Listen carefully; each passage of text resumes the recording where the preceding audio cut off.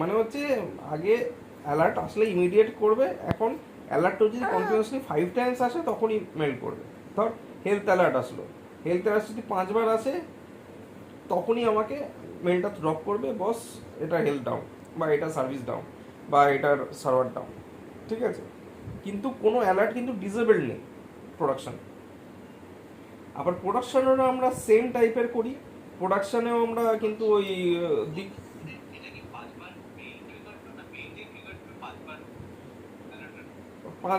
5বার অ্যালার্টের পর, মানে ও তো কন্টিনিউয়াসলি হার্টবিট দেখে, মানে ওই হার্টবিটের মতো ব্যাপারটা। ওই কন্টিনিউয়াসলি 5বার যদি দেখে যে সেম ইস্যুটা হচ্ছে, তখনই ও মেলটা করবে। ঠিক আছে, আর একটা দুটো অ্যালার্ট আমরা যেগুলো আর খুবই আননেসেসারি, মানে বেকার বেকার আসতো, কোনো অ্যাকশন নিতে পারতাম, নেওয়ার কোনো প্রশ্ন নেই, সেটা মানে দীপক নিজেই আমাকে স্ক্রিন শেয়ার করে বলেছিল হ্যাঁ ঠিক আছে এগুলো ডিসেবল করতে পারো। তো এইগুলো আমরা তখন 2-3টে